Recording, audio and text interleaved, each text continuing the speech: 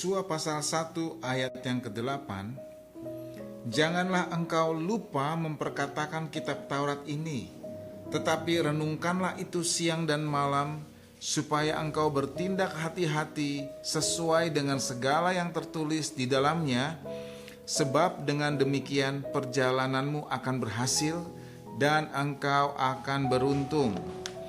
Mazmur pasal 1 ayat 1-3, berbahagialah orang yang tidak berjalan menurut nasihat orang fasik, yang tidak berdiri di jalan orang berdosa, dan yang tidak duduk dalam kumpulan pencemooh, tetapi yang kesukaannya ialah Taurat Tuhan, dan yang merenungkan Taurat itu siang dan malam. Ia sama seperti pohon yang ditanam di tepi aliran air, yang menghasilkan buahnya pada musimnya, dan yang tidak layu daunnya, apa saja yang diperbuatnya berhasil.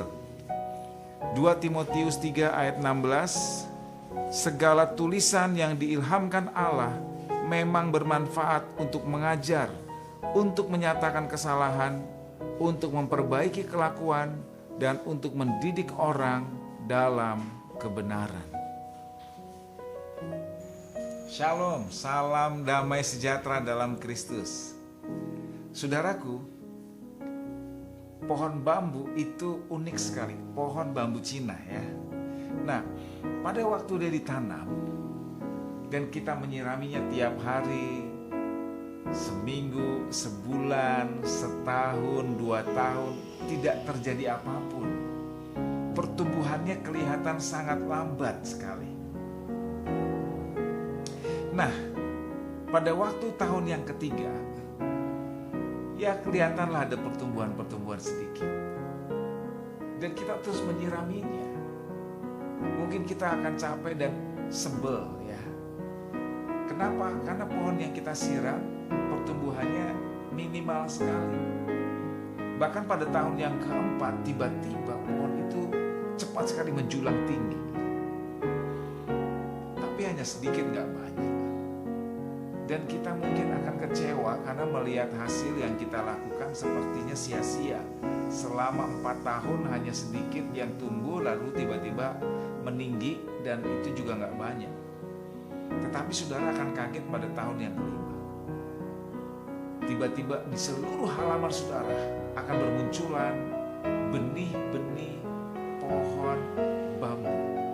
Dan tiba-tiba dalam waktu yang cepat benih itu muncul dan halaman rumah saudara akan dipenuhi oleh pohon bambu. Saudaraku, ini menarik. Bicara tentang pertumbuhan pohon bambu itu berbicara tentang proses kehidupan kekristenan kita. Kelihatannya lambat.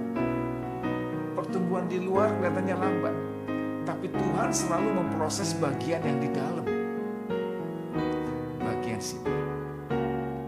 Kita sirami dengan firman Tuhan. Kita tekun melakukan kebenaran firman. Kita tekun untuk taat kepada Tuhan. Gereja berdoa hubungan dengan Tuhan. Memberi perpuluhan. Kita juga membantu orang susah. Bahkan orang tua gak pernah kita lupakan. Tapi kita melihat bahwa pertumbuhan kita kelihatannya lambat. Saudara jangan khawatir. Terus, sebab nanti ada waktunya tiba-tiba pertumbuhan kekristenan kita itu melonjak begitu tinggi. Karena apa yang kita kerjakan telah menjadi habit. Telah menjadi sebuah kebiasaan, menjadi sebuah budaya baru yang kita kerjakan tiap-tiap hari. Karena kita tekun melakukannya. Sama dengan usaha.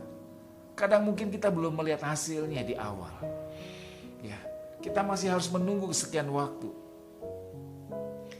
Dan pada waktu kita tekun dalam pekerjaan kita, usaha kita, tiba-tiba kita kaget bahwa itu dapat mencukupkan seluruh kebutuhan kita. Bahkan dapat membiayai banyak hal yang selama ini kita kaget bahwa itu hal-hal yang besar, tapi dapat kita selesaikan melalui usaha kita. Sekali lagi yang perlu kita perhatikan adalah prosesnya. Karena proses ini penting. ketika dia bertumbuh dengan baik, maka kita akan kaget hasilnya luar biasa. Tuhan mencintai proses. Proses ini akan membentuk kehidupan kita. Tuhan mencintai proses. Bahkan Tuhan berkata di dalam Alkitab, Tuhan itu seperti penjunan. Dan kita ini adalah tanah liat, di mana proses Tuhan untuk membentuk kita seperti penjunan itu memiliki sebuah proses yang sedemikian rupa. Setelah itu selesai, maka Tuhan akan membawa ke perapian, dibakar sampai kita jadi. Jangan pernah lari dari proses yang Tuhan sedang kerjakan dalam kehidupan saudara. Jangan pernah lari. Dia sedang membentuk kehidupan kita untuk menjadi indah, untuk menjadi tegar, untuk menjadi kuat. Jangan pernah lari. Kerjakan, selesaikan. Tata hati kita. Bereskan, jangan sampai terluka oleh karena keadaan dalam pembentukan.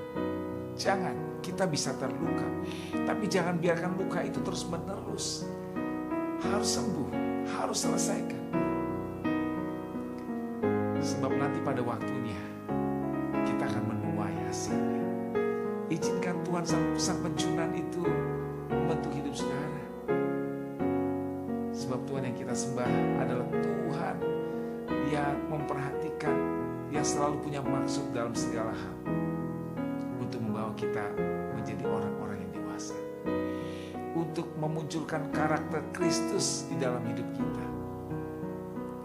Kesusahan hanya sebentar, kesulitan itu sebentar saja berlalu, tetapi sesudah itu kemuliaan yang Tuhan siapkan itu diberikan kepada kita.